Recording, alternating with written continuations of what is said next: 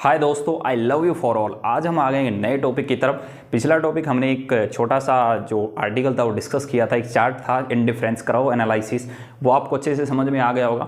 आज हम उस सब्जेक्ट में नहीं जाने वाले हैं, आज हम एक पूरा सब्जेक्ट शुरू करने वाले हैं। धीरे धीरे आज एक छोटी सी वीडियो होगी, इंट्रोडक्शन वीडियो होगी, उसके बाद धीरे धीरे चैप्टर वाइज हम धीरे धीरे क्लियर करते चलेंगे। आज हम शुरू करने वाले हैं दोस्तों बीएससी एग्रीकल्चर में जो फॉरेस्ट्री सब्जेक्ट आता है। फॉरेस्ट्री ना सिर्फ आपको बीएससी एग्रीकल्चर में काम आएगा, यहाँ तक कि जो बीएससी एग्रीकल्चर के साथ साथ जो फॉरेस्ट्री सेक्टर में जो आपके एग्जाम होते हैं, कंपटीशन वाले जो एग्जाम होते हैं, उसमें भी फॉरेस्ट्री का एक बहुत बड़ा रोल होता है। साथ में ही आपका प्री पीजी वाला एग्जाम होता है, अब उसमें भी फॉरेस्ट्री से क्वेश्चन पूछने लग गए हैं। बैंकिंग सेक्टर में भी, यहाँ तक एग्रीकल्चर के जितने भी सेक्टर हैं जो बीएससी एग्रीकल्चर के बाद आपके एग्जाम होते हैं, उसके फॉरेस्ट्री से क्वेश्चन पूछे जाते हैं। और यहाँ तक कि मैं साथ में आपको एक चीज़ और बता दूं कि जो नॉर्मल जेट वाला जो एग्जाम होता है, जो राजस्थान के अंदर या यूपी के अंदर होता है, जो ये एग्जाम होते हैं जो नॉर्मल 12th के बाद में होते हैं, उसमें भी फॉरेस्ट्री के क्वेश्चन पूछे जाते हैं, लेकिन वो फॉरेस्ट्री से बॉटनी से क्वेश्चन पूछे जाते हैं। ठीक है, तो फॉरेस्ट्री में बहुत सारे ऐसे टॉपिक आपको मिलने वाले हैं जिसमें आपका दिल खुश होने वाला है। हम आज शुरू करेंगे फॉरेस्ट्री के बॉटनी, फॉरेस्ट्री की शुरुआत, फॉरेस्ट्री की शुरुआत कैसे है, फॉरेस्ट्री का मतलब क्या है, कैसे है, किस तरीके से है।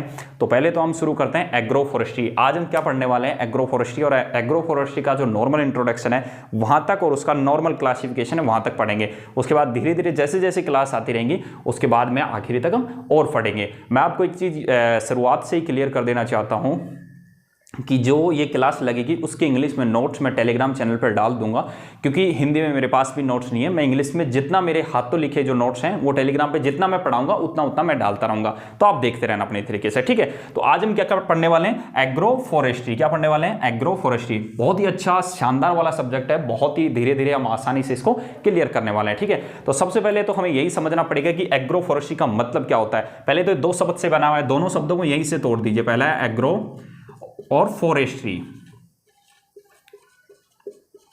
ठीक है, तो हमारा ये क्या आ गया, एग्रो आ गया। ठीक है, तो एग्रो का मतलब क्या होता है, एग्रीकल्चर। ठीक है, एग्रो का मतलब क्या होता है, एग्रीकल्चर। और एग्रीकल्चर का मतलब क्या होता है, एक साइंस है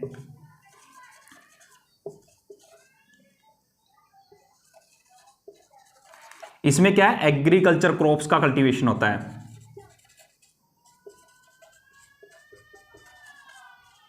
एग्रीकल्चर क्रॉप्स का, जिसमें हॉर्टिकल्चर भी आ जाएगी, एनिमल हस्बेंड्री भी आ जाएगी, सब आ जाएंगे उसमें एग्रीकल्चर के अंदर। समझ रहे हो ना, मतलब कि एग्रीकल्चर एक साइंस है जिसमें हम रिलेटेड जो जितने भी कल्टीवेशन है एग्रीकल्चर के, जितने भी क्रॉप हैं, हम इसके अंदर स्टडी करते हैं। ठीक है, उसके बाद में दूसरा बच गया हमारा फॉरेस्ट्री। तो फॉरेस्ट्री का मतलब क्या होता है, फॉरेस्ट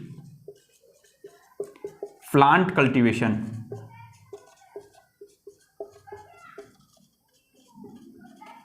फॉरेस्ट्री का मतलब क्या है, फॉरेस्ट प्लांट कल्टीवेशन। ठीक है, तो हम धीरे धीरे, मैंने क्या बताया आपको कि जो एग्रो फॉरेस्ट्री है वो दो शब्दों से मिलकर बना हुआ है, एग्रो प्लस फॉरेस्ट्री। ठीक है, एग्रो प्लस फॉरेस्ट्री। तो एग्रो का मतलब क्या हुआ, अपना एग्रीकल्चर जो साइंस है जिसमें बहुत सारी कल्टीवेशन की जितने भी अपनी क्रॉप्स हैं उन सब का इसके अंदर स्टडी की जाती है। एग्रीकल्चर में सॉइल साइंस भी आती है, सब पूरा जितना मटेरियल है एग्रीकल्चर के अंदर वो सब एग्रीकल्चर के अंदर आता है। मतलब एग्रीकल्चर के अंदर जो मटेरियल है वो सब एग्रीकल्चर के अंदर आता है। बाद में इसकी अलग अलग क्लासिफिकेशन हो जाती है, जैसे हॉर्टिकल्चर अलग हो जाती है, एनिमल्स वाला था एनिमल हस्बेंड्री अलग हो जाती है, समझ रहे हो, सॉइल साइंस अलग हो जाती है, प्लांट पैथोलॉजी अलग हो जाती है, प्लांट साइंस अलग हो जाती है, पीएच रिलेशन अलग अलग हो जाते हैं। मतलब बहुत सारे चैप्टर धीरे धीरे अलग होते जाते हैं। ठीक है, तो हम इसमें पढ़ने वाले हैं। ठीक है, थोड़ा मैं ज़्यादा बोल देता हूँ, दिक्कत यहाँ है।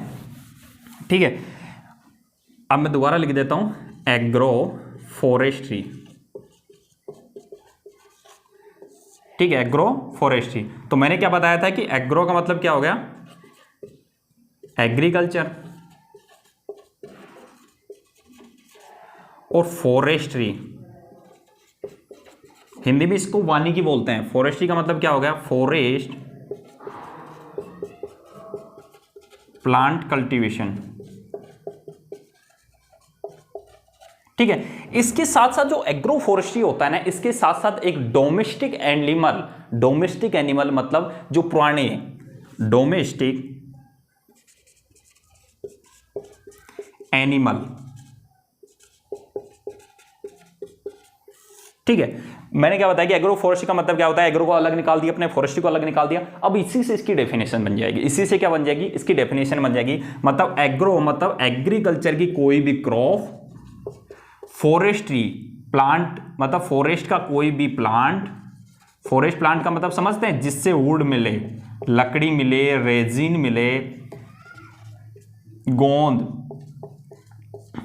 ठीक है, रेजिन, गोंद, ये सब चीजें इससे मिले। औषधीय प्लांट वाले भी हो सकते हैं फॉरेस्ट्री के अंदर, ठीक है। मैंने क्या बताया कि अब इससे निकालेंगे, ठीक है। एग्रीकल्चर का मतलब क्या होगा, जिसके अंदर क्रॉप कल्टीवेशन, उसके साथ साथ वुडी प्लांट मतलब जो लकड़ी, जिन प्लांट से हमें लकड़ी प्राप्त हो रही है उन प्लांटों को साथ में लिया, और साथ में डोमेस्टिक एनिमल्स मतलब पशु को भी साथ में आप पाल रहे हो, मतलब फॉरेस्ट्री प्लांट ले रहे हो और डोमेस्टिक एनिमल्स भी उसके साथ साथ ले रहे हो।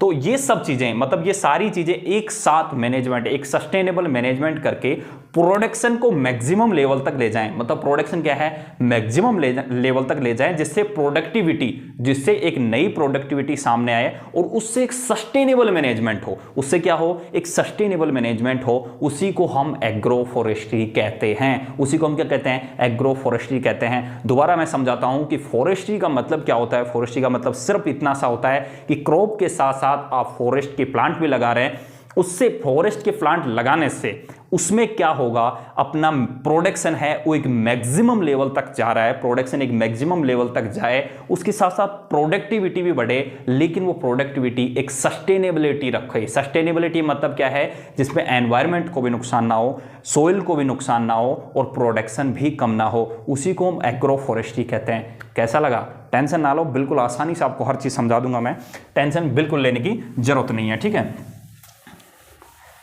अब थोड़ा सा डेफिनेशन अच्छे से समझ लेते हैं, ठीक है। अब हमने लिखा एग्रो फॉरेस्ट्री,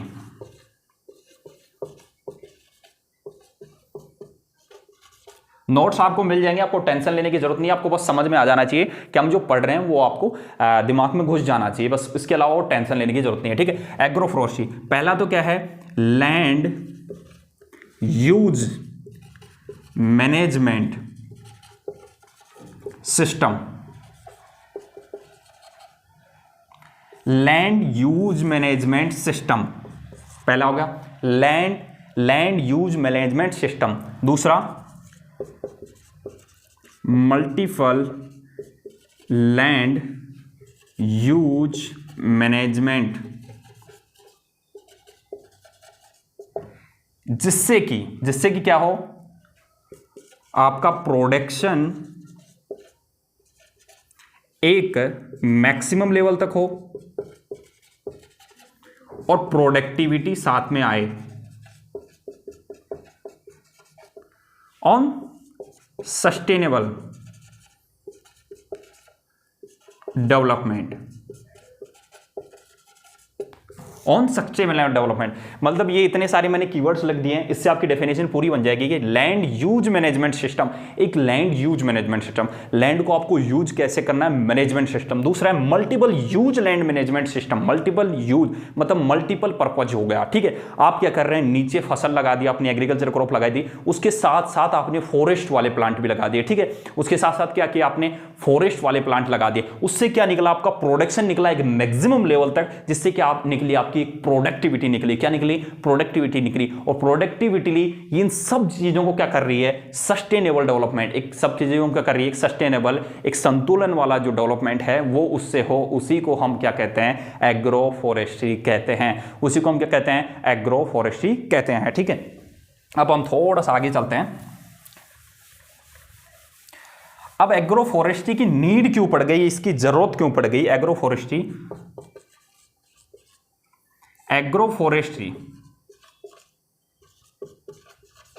की नीड।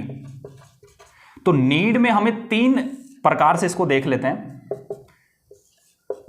टेंशन ना लो, बिल्कुल आपको एकदम क्लियर, हर चीज क्लियर होने वाली है, टेंशन बिल्कुल लेने की जरूरत नहीं है। जो भी मैं जितना पढ़ाऊंगा मैं आपको नोट्स भी प्रोवाइड करा दूंगा, टेंशन ना लो मेरे वीरो, बिल्कुल टेंशन लेने की जरूरत नहीं है। जो भी आप देख रहे हो, कहीं से भी देख रहे हो, इंडिया के किसी भी कोने से देख रहे हो, आप बिल्कुल आसानी से हो जाए, चाहे आप हिंदी मीडियम से हो चाहे इंग्लिश मीडियम से हो, दोनों के लिए कंफर्टेबल हो रहा है, ठीक है।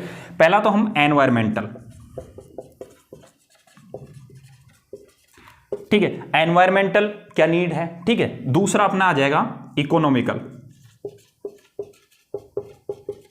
ठीक है, इकोनॉमिकल आ गया। और चौथा आ जाएगा सोशल। भाई तीनों को अलग अलग बांट दिया। मैंने क्या बताया कि एग्रो फॉरेस्ट्री की नीड क्या है, जरूरत क्या है, किस तरीके से जरूरत है। तो पहला एनवायरमेंटल नीड क्या है, इकोनॉमिकल क्या नीड है और सोशल क्या नीड है। एनवायरमेंटल में तो क्या करिए अपना कार्बन CO2 एम्बिशन, ठीक है, O2 प्रोड्यूस कर रही है, प्लांट O2 प्रोड्यूस करते हैं ना, जिससे क्या होता है अपना एनवायरमेंट का सस्टेनेबल होता है।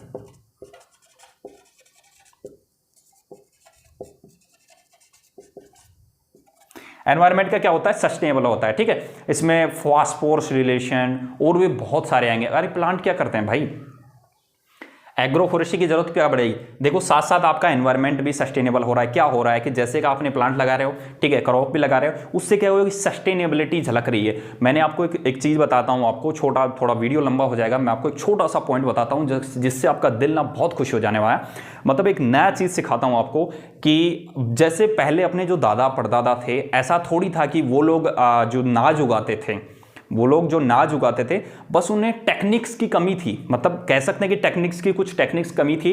लेकिन आज वही चीजें लेके ऑर्गेनिक लोग खेती करके उतना ही प्रोडक्शन ले रहे हैं, समझ रहे हो ना, उतना ही प्रोडक्शन ले रहे हैं। तो एग्रो फॉरेस्ट्री का भी मतलब इसी तरीके से है। देखो मैं आपको समझाता हूं कि जैसे एक एनवायरमेंट को भी सस्टेनेबल मैनेजमेंट चाहिए, मतलब आपने क्रॉप लगाई, उसके साथ साथ आप प्लांट भी लगा रहे हैं, जिससे एनवायरमेंट का एक सस्टेनेबल है, कार्बन एमिशन हो रहा है, O2 ज्यादा प्रोड्यूस हो रहा है, जिससे हमें क्या एनवायरमेंट एकदम स्वस्थ रहता है, एकदम सही रहता है, ठीक है। दूसरा इकोनॉमिकल। अब इकोनॉमिकल क्या होगा, जैसे कि किसी भी कारणवश आपकी जो क्रॉप है, किसी भी कारणवश कोई भी रीजन अकाल पड़ गया है, कोई भी रीजन आपकी क्रॉप क्या हो जाती है, डैमेज हो जाती है। आपकी क्रॉप क्या हो जाती है, किसी भी कारणवश आपकी क्रॉप डैमेज हो जाती है, तो एक सिक्योरिटी मनी देती है एग्रो फॉरेस्ट्री। एक सिक्योरिटी मनी क्या देती है, एक सिक्योरिटी मनी के रूप में काम करती है, एक सिक्योरिटी मनी के रूप में काम करती है। आप सिक्योरिटी मनी के रूप में कैसे काम कर रही है, आपको समझ में आना चाहिए। जैसे नीचे क्रॉप लगाई, क्रॉप अगर आपकी नष्ट हो जाती है, तो फॉरेस्ट्री वाले जो प्लांट है वो एक सिक्योरिटी मनी के रूप में काम करते हैं, क्योंकि फॉरेस्ट्री के जो प्लांट होते हैं वो सूखा सेंसिल होते हैं, ड्राइनेज सेंसिल होते हैं, और साथ में उन्हें कम पानी की जरूरत पड़ती है, ठीक है, सूखा सेंसिल होते हैं, कम पानी की जरूरत पड़ रही है, ठीक है। तो इन चीजों से और प्रतिकूल परिस्थितियां, जो उसके अनवांटेड जो कंडीशंस होती हैं, नॉन फेवरेबल जो कंडीशंस होती हैं, उनको भी झेलने के लिए वो काबिल होती हैं। इसलिए क्या होता है अपना फॉरेस्ट्री का उस तरीके से सिस्टम हो गया। तो वो क्या करती है, अपनी सिक्योरिटी मनी वो देती है, मतलब इकोनॉमिकल हेल्प करती है अगर आप बीच में कुछ तरीके क्राइसिस हो जाता है। अब सोशल में क्या आ गया, सोशल में क्या आ गया, अगर आपकी इकोनॉमी इंक्रीज होगी, अगर आपकी इकोनॉमी इंक्रीज मतलब कि आपकी आमदनी बढ़ेगी, मतलब भाई साहब एक किसान के पास अगर आमदनी बढ़ेगी, उसके पास पैसा आ जाएगा, तो दो लोग ज्यादा पूछेंगे उसके, सोशल उसका स्टेटस बढ़ जाएगा। फार्मर का क्या होगा, सोशल स्टेटस बढ़ जाएगा। ये कोई बिजनेसमैन हो जिसने बहुत उस तरीके से काम किया, तो उसका क्या हो जाएगा, सोशल स्टेटस बढ़ जाएगा। क्या बढ़ जाएगा, सोशल स्टेटस बढ़ जाएगा, ठीक है। तो ये हो गया हमारा। अब चलते हैं, ये आपने समझ लिया। अब हम चलते हैं कि जब इतना ही सही है तो ये काबिल क्यों नहीं होता है, काबिल मतलब कि सक्सेसफुल क्यों नहीं है, ये इतना चला क्यों नहीं है, एग्रो फॉरेस्ट्री सक्सेसफुल क्यों नहीं है, इतना चला क्यों नहीं, इसमें दिक्कत कहां से आ गई, ठीक है। जब हमने सोच लिया कि भाई जब इतना है कि हमें प्रोडक्शन भी मिल रहा है और बहुत सारा और भी दिक्कत आ रहा है, तो फिर क्या दिक्कत क्या आ रहा है इसमें, मतलब ये चल क्यों नहीं रहा है।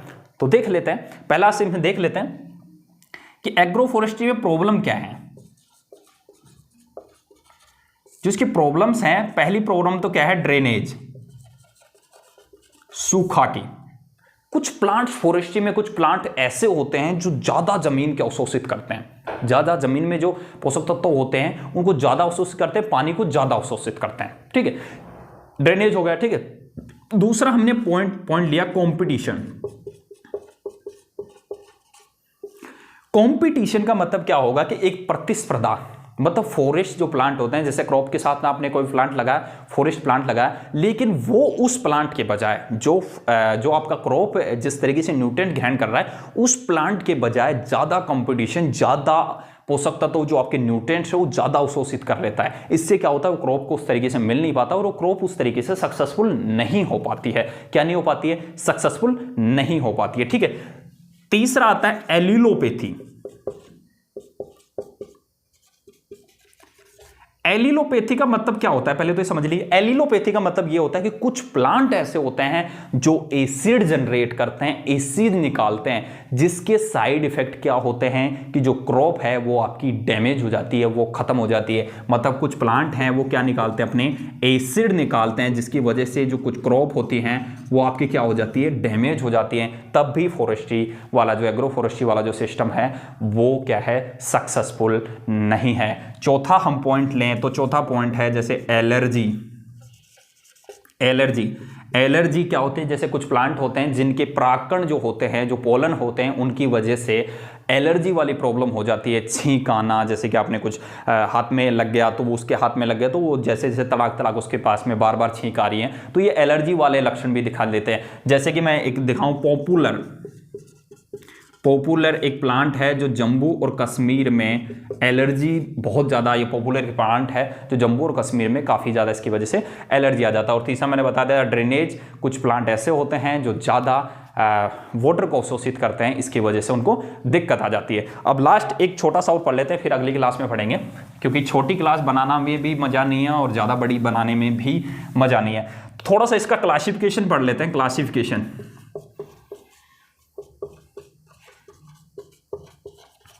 एग्रो फॉरेस्ट्री का क्लासिफिकेशन पढ़ लेते हैं। पहला क्लासिफिकेशन भाई सिंपल सा प्रोसेस है, क्वेश्चन यहीं से आता है, क्लासिफिकेशन से। पूरी फॉरेस्ट्री पढ़ लोगे आप, कहीं से क्वेश्चन नहीं आता प्री पीजी में, लेकिन यहीं से आता है क्वेश्चन, तो उसको बड़े ध्यान से पढ़ना, बड़े ध्यान से सुनना। अगर आप क्रॉप लगा रहे हैं, ठीक है, अगर आप क्रॉप लगा रहे हैं, ठीक है, आपने क्रॉप लगा दी, उसके साथ साथ, एक मिनट, अगर आप क्रॉप लगा रहे हैं उसके साथ साथ आपने ट्री लगा दिया,